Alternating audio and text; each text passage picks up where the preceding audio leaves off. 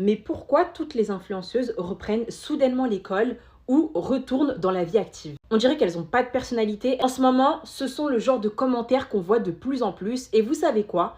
Pour une fois, et si elles avaient complètement raison? Cette année, j'ai eu l'occasion de me consacrer plus que d'habitude au monde de l'influence. Ici, j'ai un vrai conseil de grande sœur ou de petite sœur à vous donner.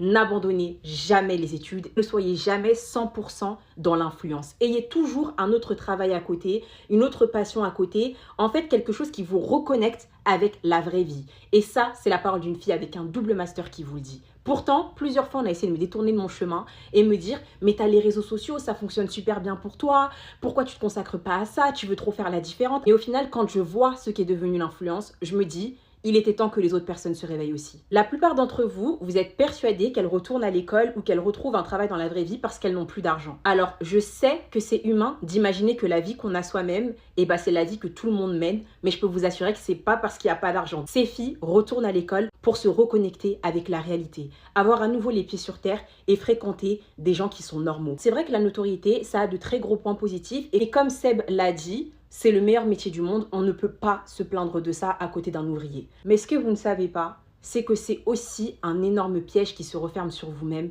et vous êtes confronté à la méchanceté humaine tous les jours.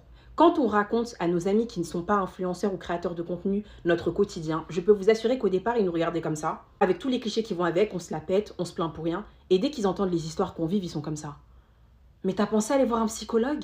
Mais t'es sûr que ça va? Il y a tellement de choses qui se passent en off que vous ne voyez pas forcément et qui font qu'on est obligé à un moment donné de se reconnecter avec la vraie vie, ne serait-ce que pour sauver notre propre santé mentale. Je vais prendre mon propre exemple. En vidéo, souvent je vous souris et je vous donne des conseils, mais sachez que cette année, j'ai failli me faire enlever une fois. Un autre jour, un serveur dans un restaurant avait mis un produit dans mon verre et c'est ma copine qui m'a sauvée. Je vous parle même pas des gens que tu considères comme tes amis et après tu découvres qu'une autre personne va t'envoyer des screens où ils sont en train de dire qu'ils font semblant d'être tes amis pour avoir des passe droits ou ceux qui t'enregistrent en secret dans une discussion normale sur ta vie privée pour avoir de quoi te faire du chantage plus tard. Il y a aussi ce moment où tes propres proches commencent à te racketter parce qu'ils savent que tu gagnes et ça veut dire que c'est devenu un dû, que tu payes les choses et le jour où tu ne le fais pas, on te reproche toute la terre. Je vous parle même pas de ceux qui s'inventent littéralement une vie avec toi. Un beau jour, tu sors et t'apprends que t'as 5000 ex, que t'as été la meilleure amie de 10 000 filles, que tu t'es disputé avec 11 000 meufs, que t'as 120 000 addictions et plein d'autres choses que tu savais pas toi-même. Par exemple, cette année, j'ai découvert que je n'ai jamais fait des études de droit et qu'apparemment, j'ai un bac professionnel, que je mens sur mes études pour me faire bien voir. Waouh, c'est nouveau ça. J'ai aussi appris que j'avais une sœur.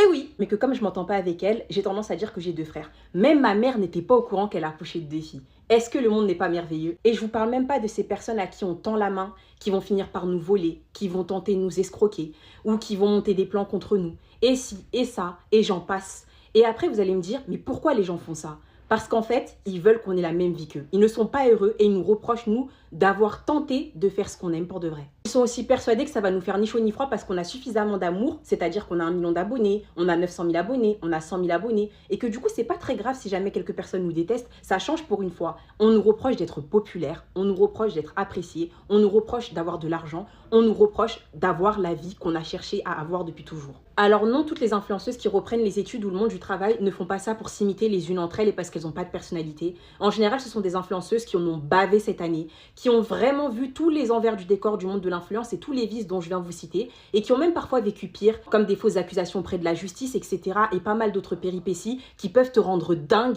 si jamais tu ne te reconnectes pas avec la vraie vie. Finalement, quand tu es dans cet engrenage, les choses simples de la vie, comme se lever le matin et aller à l'école, ou au contraire aller au travail, ça te manque plus que tout au monde. Parce qu'en plus de ça, tu vis tout ça en off et tu peux même pas t'en plaindre. La preuve, tout ce que je viens de vous dire, est-ce que vous auriez pu imaginer une seule seconde que j'avais vécu tout ça? Non, parce que tu vas te plaindre à qui? Dans un monde où les gens, ils ont aussi leurs propres problèmes. Alors c'est pour ça qu'on trouve une solution et qu'on décide de se reconnecter avec la vraie vie. Et certains l'ont remarqué, et j'ai quand même perdu au total cette année 20 kilos. Et je me rends compte que certes, il y avait des kilos qui étaient voulus, j'avais envie de les perdre, mais il y en a d'autres, c'était des kilos de stress, des kilos d'accumulation de certaines choses qui te coupent littéralement l'appétit. Et tu arrives à un stade où tu ne sais plus à qui faire confiance, à qui tendre ta main, de qui il faut se méfier. En fait, tu deviens fou si tu fais pas attention avec ce milieu-là.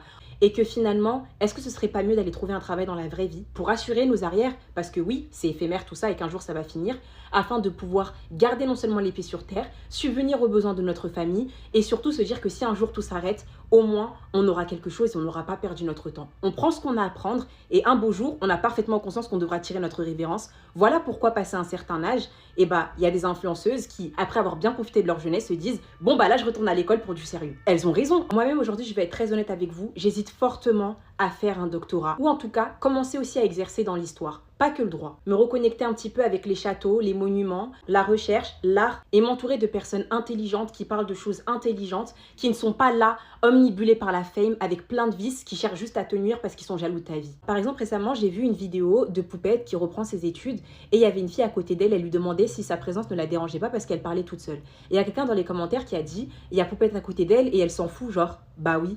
Et c'est exactement pour ça que la plupart des créateurs de contenu reprennent les études et vont dans la vraie vie, parce que les gens s'en fichent dans la vraie vie. T'éteins les réseaux sociaux, tout ça, c'est fini. Parce qu'au final, pour un truc éphémère, des gens nous en veulent, des gens nous souhaitent du mal. Pour des choses éphémères, ça prend des proportions énormes. Alors ouais, ça fait du bien de voir une go à côté de toi qui s'en tape de comment tu t'appelles et ton nombre de followers. Elle est là pour ses cours, pour valider. Limite, elle a deux doigts de te dire « Tu peux parler moins fort, s'il te plaît ?» Merci. J'aime trop mon petit make-up ainsi que ma petite coiffure. J'ai porté mon petit chouchou, le fond de teint Lancôme. Je l'aime d'amour. Regardez le teint, regardez le make-up. Non. Si des influenceurs à qui Dieu a donné beaucoup de choses veulent à nouveau avoir les pieds sur terre et retourner dans la vraie vie en plus de leur influence, mais tant mieux, venez, on les encourage. Au contraire, ils ne pourront que nous faire du contenu qui est encore meilleur parce que maintenant, il y aura le cerveau qui sera 100% avec.